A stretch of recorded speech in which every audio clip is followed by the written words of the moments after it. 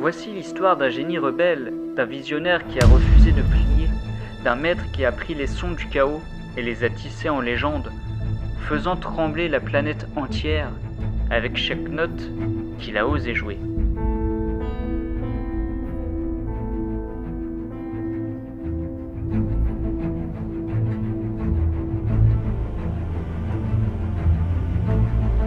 Never written a note of music for money. Hans Zimmer is a crazy genius.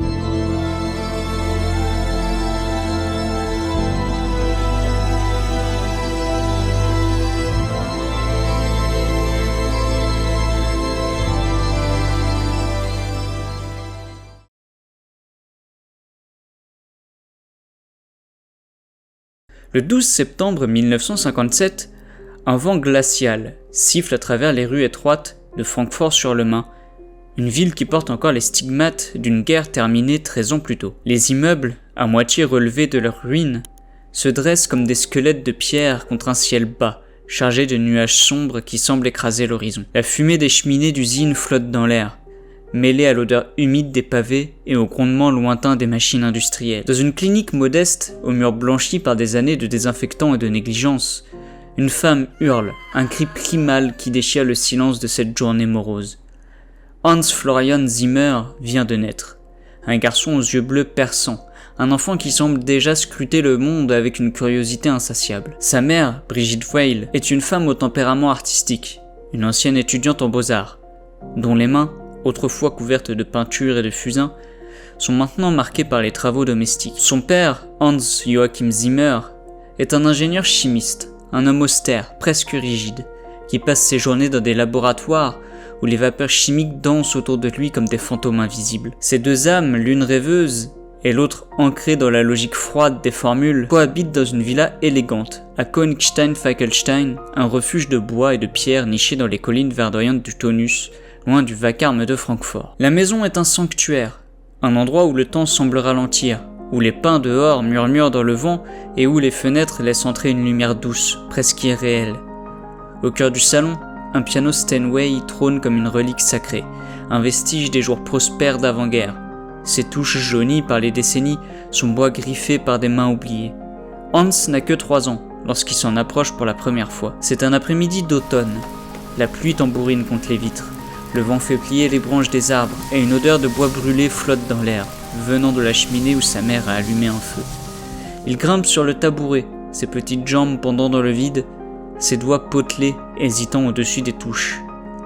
Il appuie sur un do grave, et le son éclate, profond, résonnant, comme un battement de cœur qui traverse la pièce. Il sourit, un sourire d'enfant qui découvre un trésor caché et recommence, plus fort, puis passe au ré, au mi, au fa. Les notes s'entrelacent, maladroites, chaotiques mais pleines de vie, comme si elles dansaient dans l'espace entre les murs. Sa mère, assise dans un fauteuil usé, un tricot entre les mains, lève les yeux de son ouvrage. « Hans, qu'est-ce que tu fais ?» demande-t-elle, sa voix douce et chaude comme une caresse. « J'écoute », répond-il, sérieux, presque solennel, ses yeux fixés sur les touches, comme s'il pouvait voir à travers elles. Ce n'est pas un simple jeu d'enfant, c'est une rencontre, un instant où quelque chose s'éveille en lui, une étincelle qui brûlera pour le reste de sa vie. Brigitte voit cette flamme dans son fils, cette curiosité qui déborde de lui comme une rivière prête à tout emporter. Elle-même a grandi dans une famille où l'art était une échappatoire, où les mélodies de Schubert, les toiles de Monet, offrait un refuge face aux tempêtes de la vie. Elle encourage cette passion naissante avec une tendresse infinie. Le soir, quand la maison s'endort sous le craquement des bûches dans l'âtre, elle s'assoit près de lui sur le tabouret, ses doigts effleurant les touches à côté des siens. Elle fredonne des airs de Mozart, sa voix tremblante mais claire, et lui raconte des histoires de compositeurs légendaires. Beethoven, sourd mais invincible. Wagner, maître de drames grandioses. « Tu seras un grand musicien, mein Schatz », lui murmure-t-elle un soir, alors que les flammes projettent des ombres dansantes sur les murs, transformant la pièce en un théâtre de lumière et d'obscurité. Ces mots sont une promesse, une prière qu'elle porte dans son cœur, avec une foi presque mystique. Mais son père, Hans Joachim, voit les choses autrement.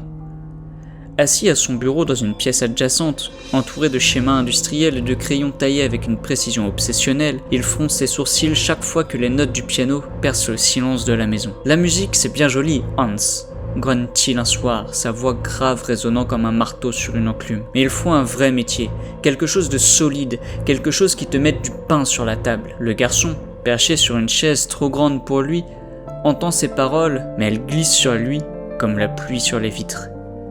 Il n'écoute pas vraiment. Il est déjà perdu dans un univers où les sons prennent forme, où chaque touche du piano est une clé vers un monde qu'il est le seul à voir. À 5 ans, cette curiosité devient une obsession, une force qui le pousse à dépasser les limites de ce que le piano peut offrir. Un matin d'hiver, alors que la neige recouvre les collines du Taunus et que la maison est plongée dans une torpeur glacée, Hans disparaît dans le garage de son père. Il fouille dans les étagères poussiéreuses, trouve une boîte à outils rouillée, un marteau, une poignée de vis, une pile de pièces de monnaie qu'il a dénichées dans un tiroir de la cuisine. Sans un mot, il revient au salon, s'agenouille devant le Steinway et soulève le couvercle avec une détermination farouche, comme un explorateur ouvrant un coffret oublié. Il glisse des pièces entre les cordes, tape des cuillères contre le métal, frappe des touches avec ses petits poings.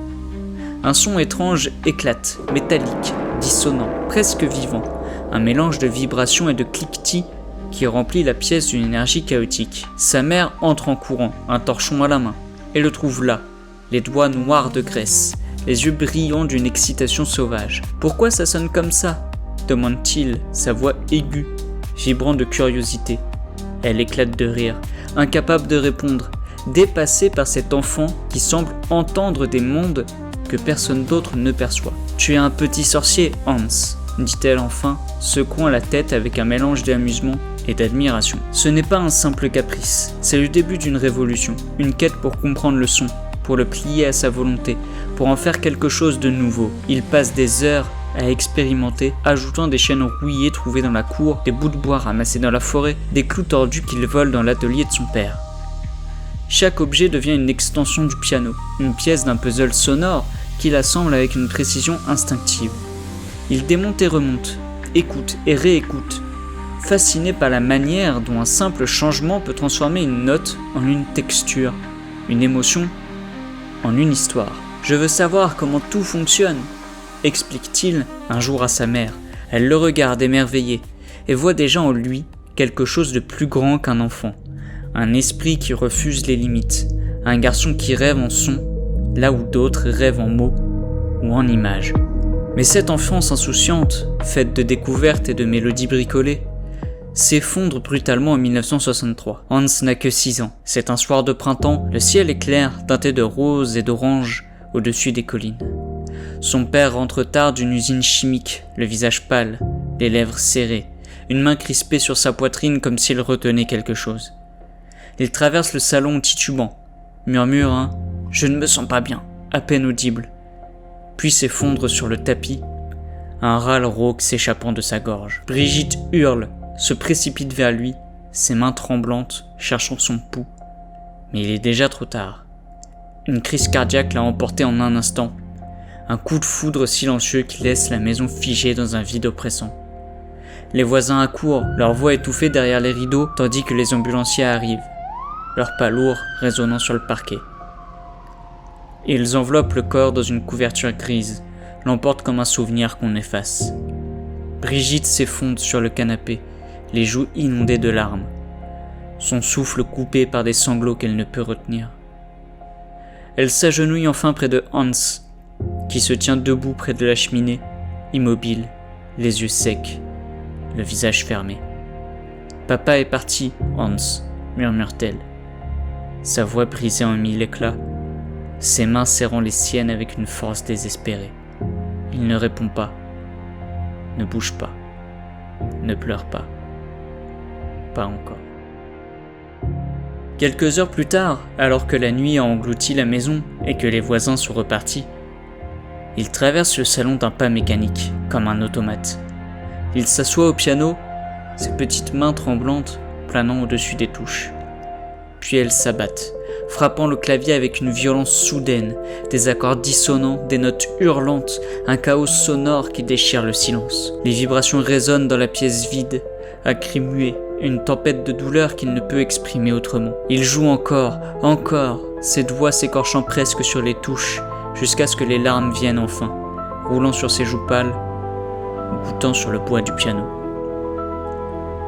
Les dernières notes s'éteignent dans l'air, et il reste là, prostré, le souffle court, les yeux fixés sur un point invisible. Ce jour-là, la musique devient plus qu'un jeu, plus qu'un refuge. Elle devient son langage, son arme, sa survie. Des décennies plus tard, assis dans un studio de Los Angeles, il racontera cet instant à un journaliste, la voix tremblante d'une douleur ancienne. Everything I do, I always hear music in my head, so I score everything. À 7 ans, seul dans cette maison trop grande, entouré de meubles qui portent encore l'odeur de son père, il se fait une promesse solennelle. Les yeux fixés sur le piano, les mains encore posées sur les touches, il se jure qu'il vivra pour la musique, qu'il transformera cette douleur en quelque chose de beau, quelque chose qui durera. Cette perte, ce vide brutal forge en lui une détermination farouche, un feu qui brûle sous la surface, invisible mais inextinguible. Les années qui suivent sont un mélange étrange de solitude et de quête. Sa mère, désormais veuve, lutte pour survivre dans un monde qui ne pardonne pas aux femmes seules. Elle coud des vêtements pour les voisins, donne des leçons de dessin à des enfants du quartier, ses mains tremblantes trahissant la fatigue et le chagrin.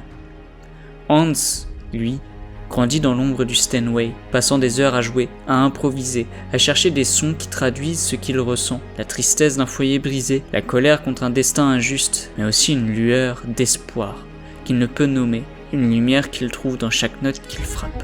À l'école, il est un élève à part, un garçon aux cheveux ébouriffés qui préfère griffonner des mélodies sur ses cahiers plutôt que d'écouter les leçons d'arithmétique ou de géographie. Ses professeurs le réprimandent, le trouve insolent, distrait, un rêveur qui refuse de rentrer dans le rang. « Hans, concentre-toi !» lui lance un jour un maître d'école, un homme au visage sévère et aux lunettes épaisses, en frappant son bureau avec une règle. Le garçon lève les yeux, un sourire narquois aux lèvres. « Je suis concentré !» répond-il calmement, tapotant son crayon sur une série de notes qu'il vient d'écrire. « Juste pas sur vos chiffres. » Cette rébellion, ce refus des règles, n'est pas un caprice d'enfant gâté. C'est une déclaration, un premier pas vers une vie où il ne suivra que son propre chemin. « Je ne veux pas apprendre leurs règles », confie-t-il un soir à sa mère, assis sur le perron de la villa, les yeux perdus dans les arbres qui s'agitent sous le vent. « Je veux faire ma musique, pas la leur. » En 1968, alors qu'il approche de ses 11 ans, sa mère engage un professeur de piano. Un vieil homme aux lunettes épaisses et à la moustache grisonnante, dans l'espoir de canaliser cette énergie brute. Les leçons commencent dans le salon, sous le regard attentif de Brigitte qui tricote dans un coin. Le professeur, un puriste, formé dans les conservatoires de Berlin, pose une partition de Beethoven sur le pupitre. « Joue ça », ordonne-t-il, tapant du pied pour marquer le rythme. Hans regarde les lignes noires sur le papier, les notes alignées comme des soldats, et fronce ses sourcils.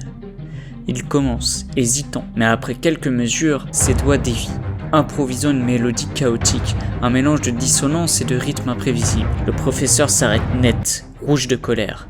« Ce n'est pas Beethoven !» hurle-t-il, sa voix tremblant d'indignation. « Joue comme il faut !» Hans lève les yeux, un sourire espiègle aux lèvres. « Mais c'est mieux comme ça !» répond-il, provocateur. Les leçons durent 2 semaines, un affrontement constant entre la rigidité du maître et la liberté de l'élève. Un jour, le professeur claque la porte, son manteau sur l'épaule, et lance à Brigitte. « Votre fils est ingérable, soit je le tue, soit il me tue !» Hans, assis au piano, éclate de rire, ravi d'avoir gagné cette bataille.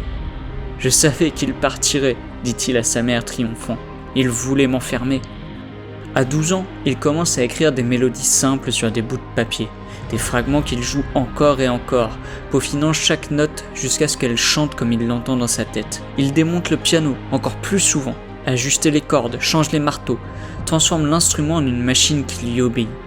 Sa mère le regarde faire, parfois inquiète, parfois émerveillée. « Tu vas casser ce piano un jour », lui dit-elle un matin, les mains sur les hanches. « Ou je vais le rendre parfait », répond-il, un tournevis entre les dents. Cette obsession, cette volonté de tout comprendre, de tout contrôler, devient le socle de son avenir, une fondation sur laquelle il construira une carrière qui changera le monde.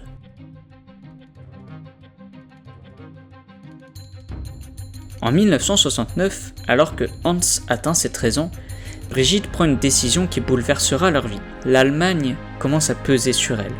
Un pays où chaque coin de rue lui rappelle son passé, où les ombres de la guerre et de la perte de son mari la suivent comme des fantômes. Ses propres parents, juifs allemands, ont fui les persécutions nazies en 1939, abandonnant une vie qu'ils n'ont jamais pu reconstruire. Ses souvenirs la hantent, s'infiltrent dans ses rêves, et elle veut offrir à son fils un avenir loin de ces chaînes invisibles. On part pour Londres, annonce-t-elle un soir d'hiver, alors que la neige recouvre les collines et que la maison semble plus froide que jamais. Elle pose une valise ouverte sur la table de la cuisine, ses mains tremblantes trahissant une nervosité qu'elle tente de masquer sous un sourire fragile. « L'Allemagne, c'est trop de fantômes pour nous, dit-elle, sa voix basse mais ferme. L'Angleterre, c'est une nouvelle page, un endroit où tu pourras devenir ce que tu veux. » Hans, assis sur le canapé, les bras croisés, observe en silence. Il n'a que 13 ans, mais il sent que ce départ est une rupture, un saut dans un abîme qu'il ne peut encore mesurer. « Et le piano ?» demande-t-il enfin, sa voix aiguë perçant le silence, une pointe d'angoisse dans les yeux. « On en trouvera un autre là-bas, répond-elle, posant une main sur son épaule. « Je te le promets. » Le lendemain, ils montent dans un train, les paysages du Taunus s'effaçant derrière eux comme un souvenir qu'on enterre. La Manche se rapproche, et avec elle, un monde nouveau. Un monde qui changera Hans à jamais. Londres est une explosion sensorielle, un choc brutal après la quiétude austère de Königstein. Les rues grouillent de vie, un chaos vibrant qui submerge les sens. Des punks, aux cheveux hérissés, comme des épines, croisent des hippies en veste à franges, leurs guitares battant l'air enfumé des pubs. Les bus rouges klaxonnent dans la brume, leurs pneus crissant sur l'asphalte mouillé, tandis que les enseignes au néon clignotent dans la nuit, jetant des éclats de couleurs sur les visages des passants. L'odeur de la bière éventée, du poisson frit et du tabac flotte partout, mêlé au parfum des pluies fréquentes qui laissent les trottoirs luisants. Hans, encore adolescent, découvre ce monde avec des yeux écarquillés, un mélange de fascination et d'intimidation dans le cœur. Sa mère, grâce à des économies durement gagnées, l'inscrit à Hurtwood House, un internat progressiste niché dans les collines verdoyantes du Surrey, à 1 heure de Londres. Cet endroit est une révélation, pas de salle de classe blindée, pas de professeurs en costume sombre aboyant des ordres. Les murs respirent la liberté, les cours sont des discussions ouvertes, et la créativité est une religion qu'on célèbre sans retenue. Dans une pièce, au fond du bâtiment principal, Hans trouve une salle de musique, un sanctuaire encombré d'instruments poussiéreux et de machines étranges. Parmi elles, un synthétiseur Moog, une boîte noire hérissée de câbles et de boutons clignotants. Un objet qui semble tout droit sorti d'un roman de Jules Verne ou d'un film de science-fiction. Il s'approche, hésitant, presque intimidé par cette chose qui bourdonne doucement dans le silence. Il pose ses doigts sur les touches, appuie et un son éclate. Une basse profonde, grondante, qui fait vibrer le sol sous ses pieds, suivi d'un sifflement aigu qui traverse la pièce comme une flèche invisible. Il tourne un bouton, ajuste un curseur et le son se tord, se transforme, devient quelque chose de vivant, de sauvage.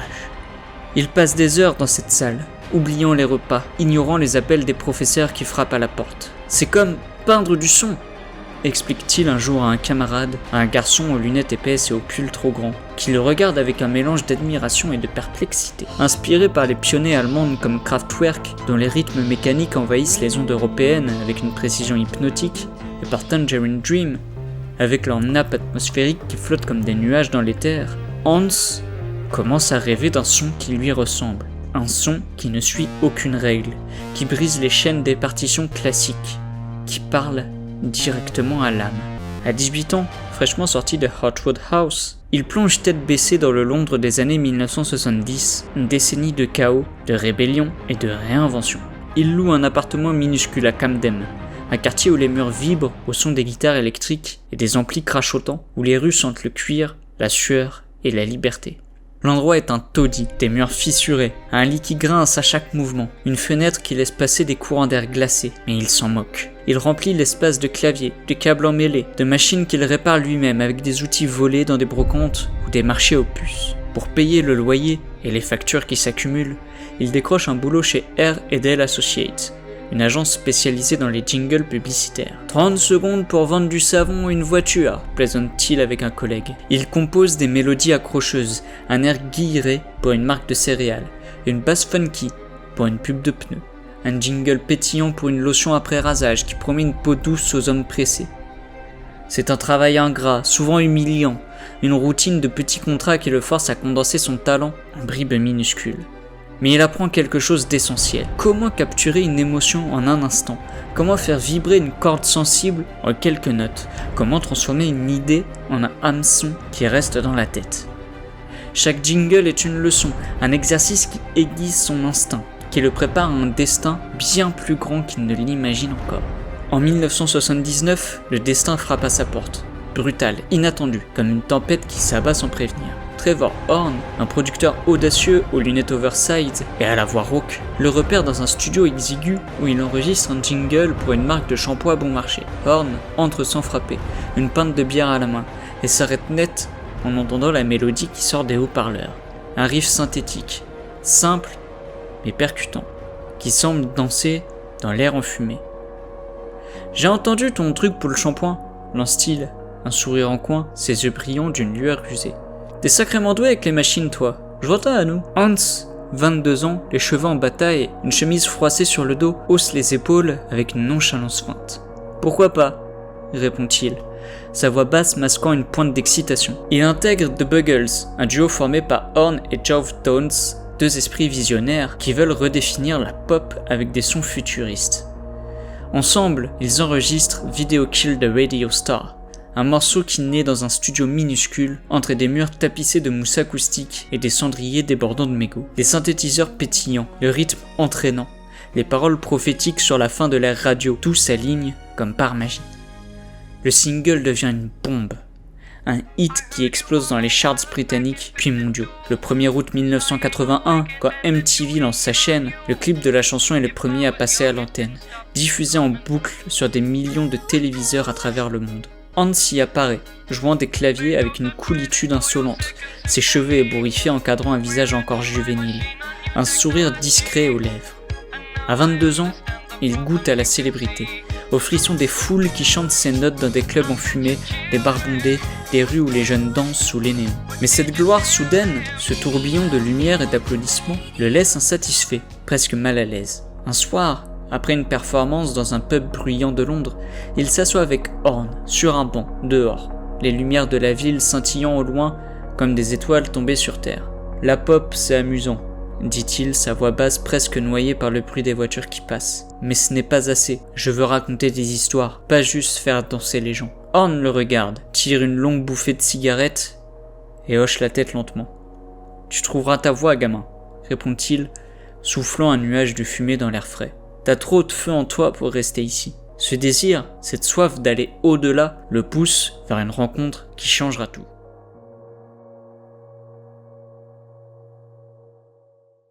Quelques mois plus tard, il croise Stanley Myers, un compositeur de films chevronné, un homme au visage buriné par des années de nuit blanche, de whisky bon marché et de rêves brisés. Leur premier échange a lieu dans un studio poussiéreux de Soho, un endroit qui sent le tabac froid et la sueur, où des magnétophones ronronnent doucement dans un coin sombre. Myers entre, jette un coup d'œil à Hans qui bidouille un synthé, ses doigts dansant sur les touches comme s'il jouait avec le feu. « T'as du feu dans les doigts, toi !» grogne-t-il, une cigarette pendue aux lèvres, sa voix rauque coupant l'air comme une lame. « J'aime ça, viens bosser avec moi. » Hans accepte sans hésiter, et ensemble, ils fondent l'Hilliard Studio, un espace qui devient leur laboratoire, leur sanctuaire, leur champ de bataille. Là, ils marient des orchestres traditionnels, violon, alto, violoncelle, avec leurs cordes qui vibrent comme des âmes vivantes, avec des synthétiseurs avant-gardistes, des machines qui grondent et sifflent comme des créatures d'un autre monde. Ils collaborent sur des projets modestes mais audacieux, des films qui portent en eux une énergie brute, une vérité qui transcende les budgets serrés. En 1982, ils travaillent sur Moonlighting, un thriller avec Jeremy Irons, où Hans compose des nappes mélancoliques qui soulignent la tension sourde du récit, des sons qui semblent flotter comme des ombres dans une nuit sans fin. Puis, en 1985, vient My Beautiful Laundrette, un drame social sur l'immigration et l'identité dans le Londres multiculturel des années 80. Hans y mélange des cordes fragiles, presque brisées, avec des pulsations électroniques qui battent comme un cœur inquiet, capturant la solitude et la résilience des personnages. Une nuit, alors que la pluie martèle les fenêtres du studio et que l'horloge indique 3 heures du matin, Myers s'appuie contre le mur, une cigarette à moitié consumée entre les doigts, et fixe Hans, qui improvise sur son clavier. Oublie les partitions, gamin. dit-il, sa voix rauque perçant le silence. Écris ce que tu ressens, ce que tu vois dans ta tête. Hans hoche la tête, ferme les yeux et laisse ses doigts courir.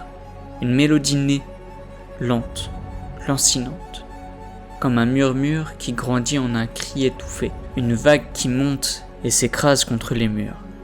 Myers s'écoute, immobile, puis marmonne. T'as compris ce que c'est que la musique. Ces années avec Myers sont une forge, une période où Hans apprend à voir la musique comme une émotion brute, pas juste une suite de notes alignées sur du papier. Il passe des nuits entières dans ce studio, dormant à peine, mangeant des sandwichs rassis qu'il vole dans la cuisine, poussé par une énergie presque maniaque qui le consume. Il expérimente sans relâche, superposant des couches de son, jouant avec les textures, cherchant à capturer des sentiments qu'il ne peut nommer. La douleur d'un enfant sans père, la liberté d'un adolescent qui refuse les chaînes, l'espoir d'un jeune homme qui sent que le monde l'attend. Stanley m'a donné la liberté d'être moi, dira-t-il des décennies plus tard, assis dans une salle de conférence à Los Angeles, la voix teintée de gratitude et d'une pointe de nostalgie qui trahit les années écoulées. À Londres, dans ce creuset de créativité et de chaos, il affine son art, il forge son identité, il devient un compositeur qui ne ressemble à aucun autre. Il ne le sait pas encore, mais ces années sont une rampe de lancement, un tremplin vers un monde bien plus vaste, un monde où ces sons feront trembler les écrans, les cœurs, les âmes. En 1988, tout bascule, comme si le destin avait décidé de frapper d'un coup sec pour réveiller le rêveur. Hans a composé la bande-son de A World Apart, un film poignant sur l'apartheid en Afrique du Sud, une œuvre qui le touche au plus profond de lui. Il y met tout ce qu'il a, des percussions tribales qui martèlent comme des cœurs en révolte, des synthétiseurs éthérés qui pleurent comme des vents sur une terre brisée, des mélodies qui hurlent l'injustice et murmurent l'espoir. La musique est brute, viscérale, presque sauvage, et elle traverse l'Atlantique pour atteindre les oreilles de Barry Levinson, un réalisateur américain en quête d'un son nouveau, d'une voix qui puisse porter son prochain projet, Rain Man. Un soir d'hiver, alors que Hans travaille tard dans son studio londonien, une silhouette frappa à la porte, 3 coups secs qui résonnent dans le silence. Levinson entre, son manteau trempé par la pluie, ses cheveux collés au front, une détermination fébrile dans les yeux. « J'ai écouté ton boulot sur A World Apart », dit-il, son accent yankee tranchant l'air humide comme une lame. J'ai besoin de ce son pour mon film. Viens à Los Angeles. Hans, 31 ans, lève les yeux de son clavier. Un mélange de surprise et d'excitation dans le regard. Un frisson courant le long de sa colonne vertébrale. Il rentre chez lui, cette nuit-là. Trouve Suzanne, sa femme depuis 6 ans, assise dans leur petit appartement de Londres. Leur fille Zoé, 4 ans, endormie sur le canapé. Il veut que j'aille à LA, lui dit-il, sa voix tremblante, ses mains agitées par une énergie qu'il ne peut contenir. Elle le regarde, un sourire nerveux aux lèvres, ses yeux bruns scrutant les siens. « On y va ?» demande-t-elle, posant une main sur la sienne. « On y va », répond-il, le cœur battant comme un tambour, comme s'il savait déjà que ce moment marquerait un tournant, une porte qui s'ouvre sur l'infini. Quelques semaines plus tard, ils traversent l'Atlantique, laissant derrière eux la grisaille de Londres pour le soleil aveuglant de Los Angeles, une ville de rêves et de promesses, de palmiers et de néons, où l'air sent le sel de l'océan et l'essence des voitures rutilantes. Ils s'installent dans une maison modeste à Santa Monica, une rue calme bordée d'arbres où les vagues du Pacifique grondent au loin, un murmure constant qui berce leur nuit. Rain Man est un défi colossal. Un film sur un autiste savant joué par Dustin Hoffman et son frère égoïste, Tom Cruise. Une histoire d'aliénation et de rédemption qui exige une musique capable de dire ce que les mots ne peuvent pas. Hans s'enferme dans un studio, un bunker sombre rempli de claviers roulants, de magnétophones à bande, de tasses de café refroidies qui s'accumulent sur les tables. Il travaille jour et nuit, dormant à peine, cherchant un son qui capture la solitude, la fragilité, la connexion improbable entre ces deux hommes perdus. Il opte pour des synthétiseurs doux, presque murmurants, qui évoquent des souvenirs enfouis, soutenus par des cordes délicates qui vibrent comme des fils tendus entre le cœur et l'âme. « Je veux qu'on entende ce qu'ils ne peuvent pas dire », explique-t-il à Levinson un matin, les yeux rougis par le manque de sommeil, les doigts encore posés sur son clavier. Levinson hoche la tête, impressionné. « « Fais-moi confiance », répond-il simplement. Et Hans plonge plus profondément dans son travail, sculptant chaque note comme un artisan façonne une œuvre d'art. Le film sort en décembre 1988 et c'est une révélation, un raz-de-marée qui submerge Hollywood. Les critiques pleuvent élogieuses, les salles se remplissent nuit après nuit. Et aux Oscars de 1989, Rain Man remporte 4 statuettes, dont celle du meilleur film. La musique de Hans est nommée, sa première nomination, un moment qu'il vit comme un rêve éveillé. « Je n'arrivais pas à y croire », racontera-t-il des années plus tard à un animateur télévisé, un sourire incrédule aux lèvres, les mains mimant un tremblement d'excitation.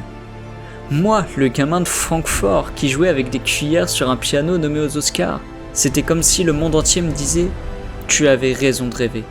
Cette nomination, même sans victoire, ouvre les portes d'Hollywood en grand, un passage vers une carrière qui dépassera tout ce qu'il avait imaginé. Les opportunités affluent comme une rivière en creux. En 1989, il compose pour Driving Miss Daisy, une histoire tendre et subtile d'amitié entre une vieille femme blanche, Jessica Tandy, et son chauffeur noir, Morgan Freeman, dans l'Amérique ségrégée des années 1940. Sa musique est simple, presque pastorale, avec des pianos délicats et des cordes légères qui évoquent la chaleur d'un foyer et la douceur d'un lien improbable.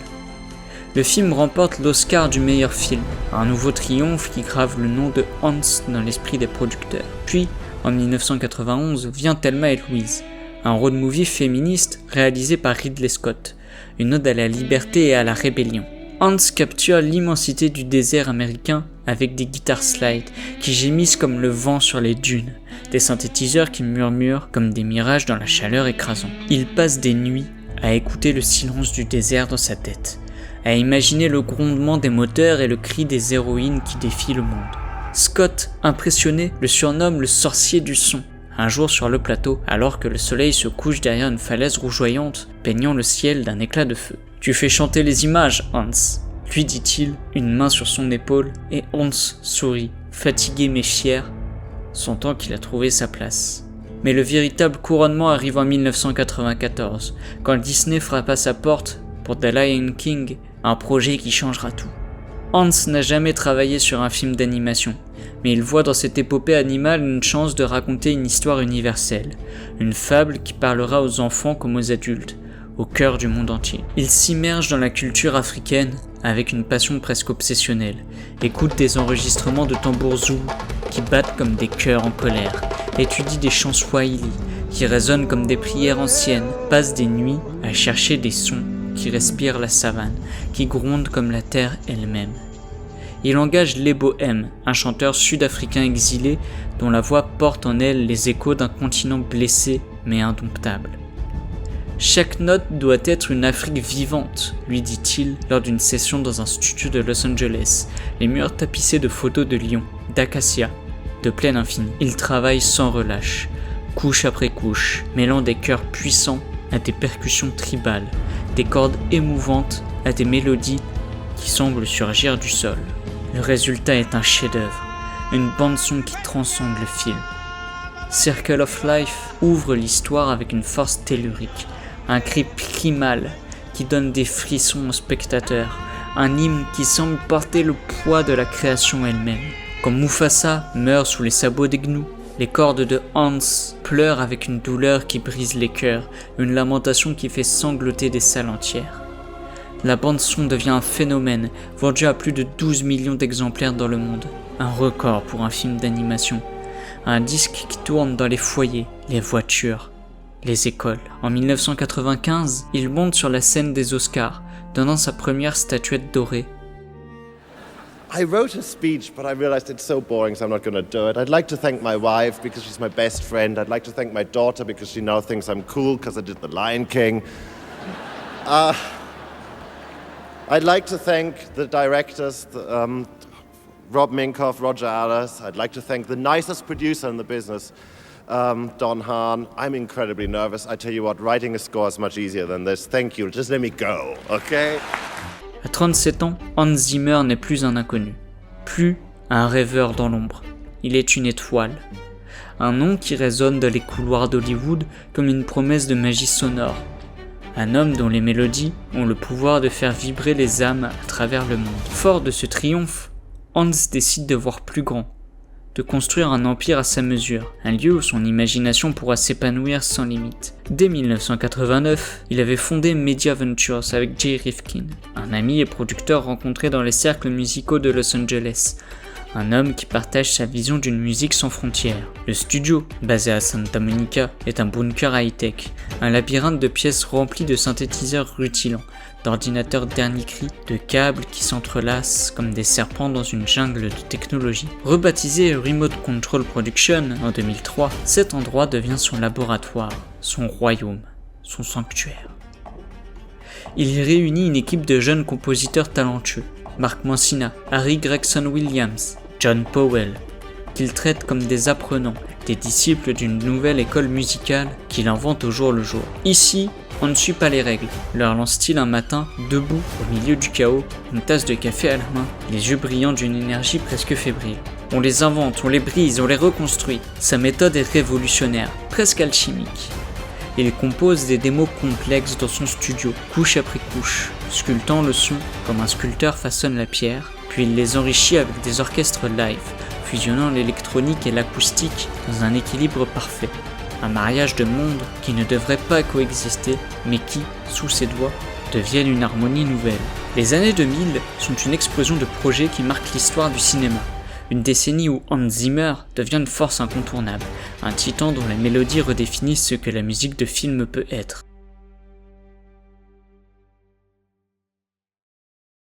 En 2000, Ridley Scott revient vers lui pour Gladiator, une fresque épique sur la Rome antique, un récit de vengeance et de rédemption qui exige un son à la hauteur de son ambition.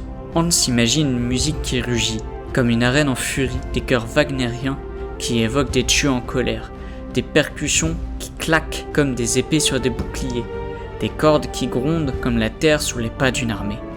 Il collabore avec Lisa Gerrard, une chanteuse australienne à la voix éthérée, presque surnaturelle, pour Now We Are Free, un morceau qui flotte comme un adieu poignant au-dessus des champs de bataille, une mélodie qui donne des frissons à des millions de spectateurs.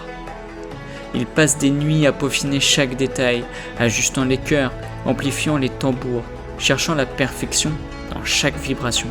La bande-son devient un classique instantané, vendu à plus de 3 millions d'exemplaires. Un pilier de la culture populaire, un disque que les fans écoutent en boucle, que les orchestres reprennent dans des salles de concert du monde entier. En 2003, il supervise Pirates of the Caribbean, The Curse of the Black Pearl, le premier opus d'une franchise qui deviendra un monstre milliardaire au box-office. Bien qu'il délègue une partie du travail à Klaus Badelt, un de ses protégés de Remote Control, le thème principal, un hymne pirate endiablé, plein de cuivres tonitruants et de cordes frénétiques, porte sa marque indélébile, une signature qu'on reconnaît dès les premières notes. Il raconte avoir écrit ce thème en une nuit, poussé par une deadline impossible, les doigts volant sur son clavier alors que le soleil se levait sur Santa Monica, peignant le ciel d'un éclat roséa.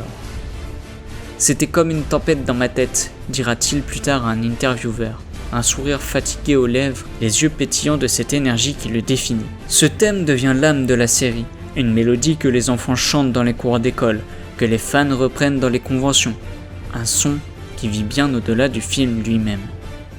Sa collaboration avec Christopher Nolan commence en 2005 avec Batman Begins, un film qui réinvente le Chevalier Noir avec une noirceur et une profondeur inédite. Mais c'est The Dark Knight en 2008 qui change tout, qui élève Hans au rang de légende. Avec James Newton Howard, il crée un son oppressant, presque insoutenable, des cordes stridentes qui griffent l'air comme des ongles sur un tableau noir, des basses électroniques qui grondent comme la psyché torturée du Joker, un chaos sonore qui reflète la folie et la tension du film. Il passe des semaines à expérimenter, à pousser les limites, à chercher des sons qui ne sont pas juste de la musique, mais une expérience physique, une pression qui s'infiltre dans les os des spectateurs. Le film est un triomphe, un monument du cinéma moderne, mais la mort de Heath Ledger, l'acteur qui incarne le Joker avec une intensité déchirante, peu après la sortie, laisse Hans brisé. J'ai écrit cette musique pour lui, confie-t-il à un journaliste quelques mois plus tard, les yeux humides, la voix tremblante comme s'il portait encore ce deuil sur ses épaules. Pour sa douleur, sa folie, cette lumière qu'il avait et qu'on a perdue. En 2010, il retrouve Nolan pour Inception, un puzzle cinématographique sur les rêves imbriqués, une œuvre qui défie la logique et exige une musique à la hauteur de son ambition. Hans invente le Boam, un son de corps amplifié, déformé, qui devient une signature mondiale. Un mème culturel que les fans imitent dans les rues, que les comédiens parodient à la télévision. Je voulais que le public sente le rêve s'effondrer, explique-t-il à Nolan un soir, assis dans un studio sombre, les doigts dansant sur un clavier, les murs tremblant sous la puissance du son qu'il crée. Il passe des jours à perfectionner ce grondement, à le rendre à la fois terrifiant et hypnotique, un écho qui reste dans la tête longtemps après la fin du film.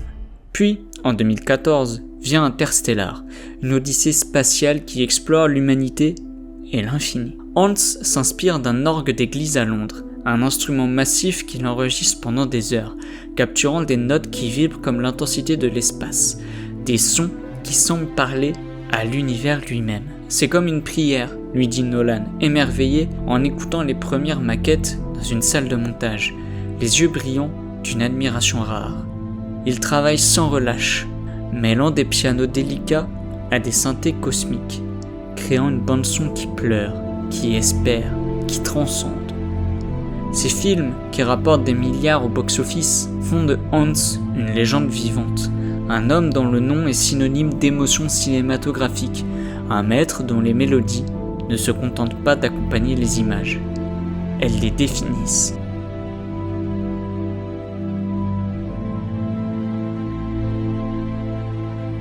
Mais cette gloire, ce sommet qu'il a gravi avec tant d'acharnement, a un prix, une ombre qui grandit avec chaque succès, une fatigue qui s'infiltre dans ses os comme une pluie froide.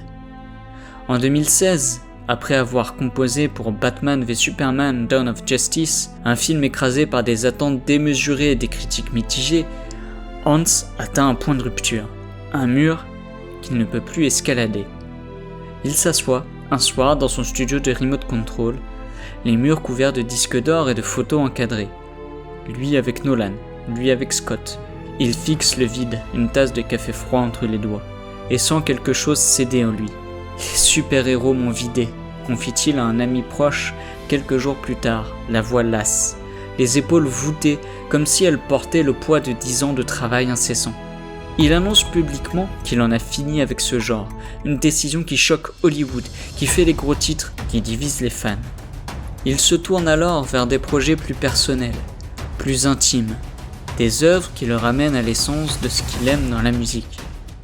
En 2017, il travaille avec Nolan sur Dunkirk, un film sur la survie pendant la Seconde Guerre mondiale, une histoire de tension brute et de désespoir silencieux. Il enregistre des tic-tac d'horloge, amplifie leur rythme, jusqu'à ce qu'ils deviennent une pulsation insoutenable, une musique qui serre le cœur comme un étau, qui fait monter l'angoisse dans la gorge des spectateurs. Chaque seconde doit peser, murmure-t-il à Nolan lors d'une session, les yeux rivés sur un écran où des soldats courent sous les bombes, leurs visages maculés de boue et de peur. Il passe des jours à ajuster chaque son, à superposer des cordes stridentes à des drones électroniques, créant une bande-son qui n'est pas juste un accompagnement, mais une arme, une force qui pousse le film dans les tripes du public. Le film lui vaut une nouvelle nomination aux Oscars, une reconnaissance de son audace, de sa capacité à réinventer son art, même sous pression. Puis, en 2021, vient Dune, une adaptation gargantuesque du roman de science-fiction de Frank Herbert, réalisé par Denis Villeneuve, un cinéaste qui partage sa vision d'un art sans compromis.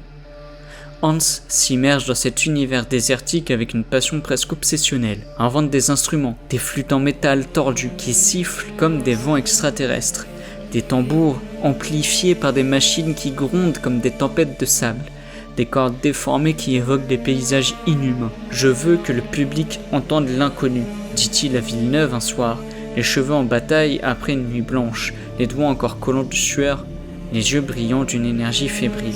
Il travaille dans une transe, couche après couche, sculptant des sons qui ne ressemblent à rien de ce qu'il a fait avant, des mélodies qui murmurent comme des secrets anciens et rugissent comme des forces primordiales.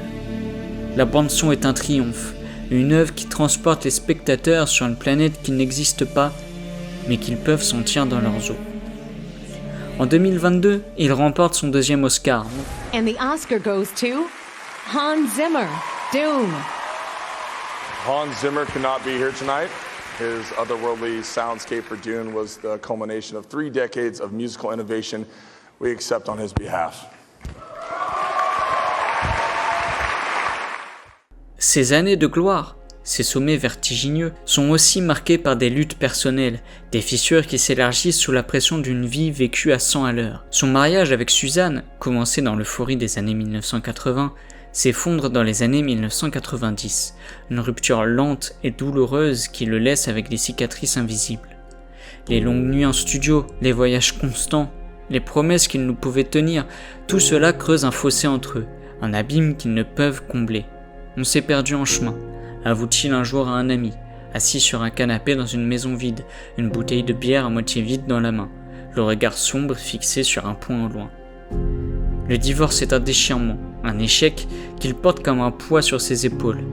Mais il reste dévoué à ses enfants, Zoé, née en 1984, Jake, Max, et plus tard Brigitte, issue d'une autre relation.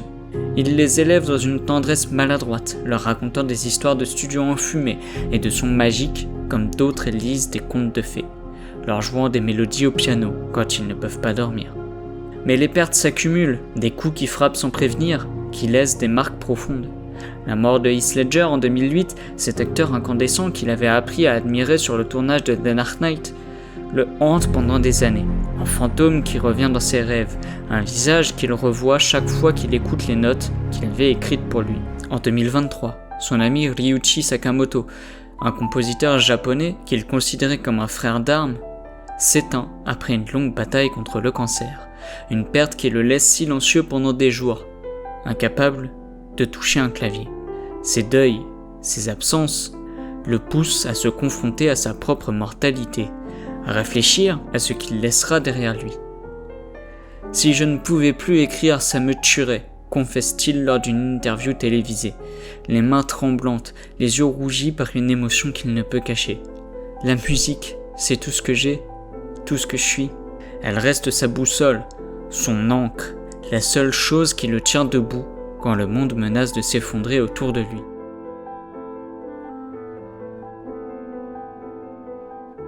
En 2016, une nouvelle idée germe dans son esprit. Une envie de sortir de l'ombre des studios, de briser les murs qui l'ont enfermé pendant des décennies. Il a passé sa vie à composer dans des pièces sombres, à regarder ses mélodies vivre à travers des écrans, à entendre les applaudissements à distance. Mais il veut maintenant les sentir, les voir, les toucher. Il lance Hans Zimmer Live, sa première tournée européenne. Un projet qui le terrifie autant qu'il l'excite. Le 16 avril 2016, il monte sur la scène de Wembley Arena à Londres. Un homme de 58 ans aux lunettes rondes et aux cheveux grisonnants, un peu voûté par les années mais animé d'une énergie nouvelle. Il dirige un orchestre de 70 musiciens, ses mains dansant dans l'air comme s'il sculptait le son devant lui. Les thèmes de Gladiator rugissent comme une armée en marche. Les trompettes et les tambours résonnent dans la salle comme un appel à la guerre. Ceux de Lion King émeuvent jusqu'aux larmes. Les chœurs africains montant comme une vague qui submerge la foule. Et Inception hypnotise, avec ses pulsations profondes, ses boîmes amplifiées qui font trembler les gradins. Johnny Marr, l'ancien guitariste des Smiths et un ami de longue date, le rejoint sur scène, sa guitare électrique ajoutant une énergie brute, presque punk aux arrangements symphoniques. La foule est en transe, 12 000 âmes chantant, criant, pleurant sous les projecteurs, un océan humain qui vibre à l'unisson. C'est comme un film en direct, s'exclame un spectateur dans les gradins, les joues mouillées de larmes, les mains serrées contre sa poitrine. Hans, d'abord intimidé par cette marée humaine, par ces visages qu'il ne connaît pas mais qui connaissent ses sons, trouve une joie nouvelle dans ces moments, une connexion qu'il n'avait jamais connue derrière ses machines. Il passe des heures après chaque concert à parler avec son équipe, à ajuster les arrangements, à chercher des moyens de rendre chaque note plus vivante, plus puissante. La tournée devient un triomphe, une célébration de son parcours, un rituel qu'il perfectionne au fil des ans, ville après ville, pays après pays. En 2022, alors que la guerre éclate en Ukraine, feu dans la nuit, des explosions. Ce sont ces bruits sourds d'un autre temps qui ont réveillé les Ukrainiens. Elle prend une dimension plus profonde, presque sacrée.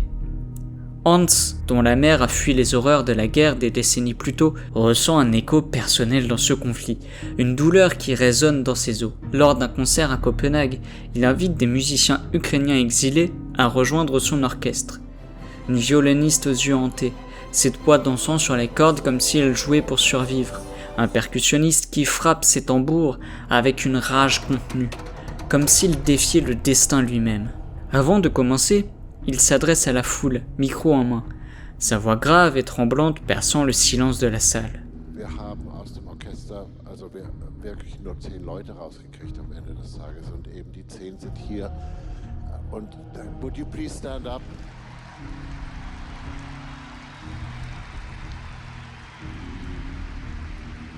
I mean, thank you for having the courage to be on this tour. Thank you for being part of our family. We love you. All of these people are here for you. Und trotzdem, das nächste Stück ist natürlich an den Frauen von der Ukraine gewidmet. Und das kann nur ein Stück sein. Wonder Woman. Cette décision, ce geste simple mais puissant, fait les gros titres dans le monde entier. Et Hans devient plus qu'un compositeur, il devient un symbole.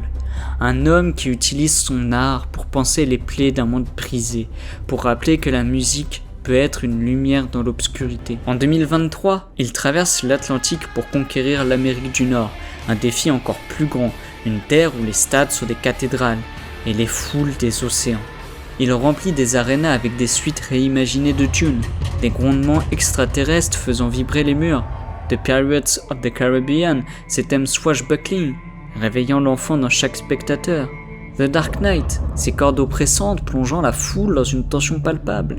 À Los Angeles, sous un ciel étoilé qui semble s'étendre à l'infini, il dirige un orchestre de 100 musiciens, les notes de Interstellar s'élevant dans la nuit comme une prière cosmique, un adieu aux étoiles qu'il a toujours cherché à toucher. Les fans, des adolescents, retraités en costume élégant, se pressent dans les gradins, captivés par cet homme qui a donné une âme à leur film préféré, qui a transformé des moments de pellicule en souvenirs gravés dans leur chair. En 2026, il annonce The World of Hans Zimmer, A New Dimension, une tournée européenne encore plus ambitieuse, avec des chœurs africains du Nairobi Corps, dont les voix puissantes résonnent comme un écho de ses débuts sur The Lion King, des projections immersives qui enveloppent la foule dans ses univers, des arrangements qui repoussent encore les limites de ce qu'il peut créer.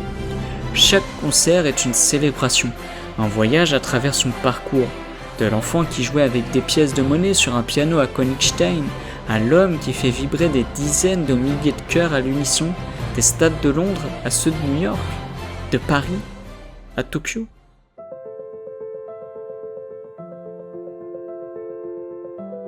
Aujourd'hui, à 67 ans, Hans Zimmer est plus qu'un compositeur, plus qu'un nom sur un générique. Il est une force, un titan dont les mélodies ont redéfini le cinéma moderne, un homme qui a pris les sons dans ses mains et les a pliés pour en faire des rêves, des cauchemars, des épopées. Avec 2 Oscars, 4 Grammy et plus de 150 films à son actif, il a transformé des images en émotions, des histoires en expériences, des silences en symphonies.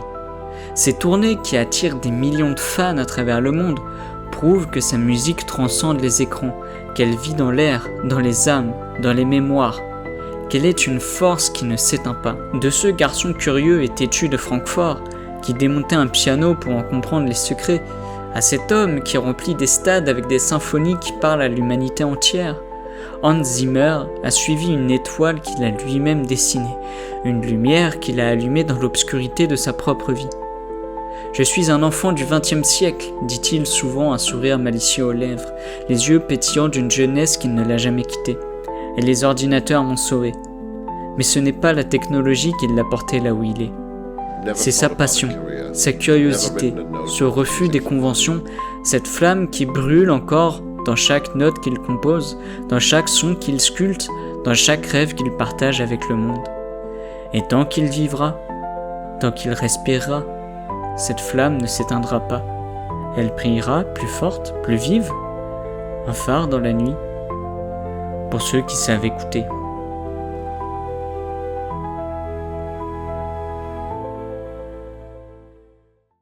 Merci d'avoir suivi la vidéo jusque-là et si elle vous a plu, n'hésitez pas à liker, à commenter, à vous abonner et à partager la vidéo pour le référencement tout simplement. J'ai pris vachement de plaisir à travailler sur cette vidéo et on se retrouve pour une prochaine fois. Et du coup le rythme de vidéo sera plus long. Vu que les vidéos sont plus longues, ça met plus de temps. Donc l'espace entre les vidéos sera plus long. Mais bref, en tout cas, on se dit à la prochaine et au plaisir de vous revoir.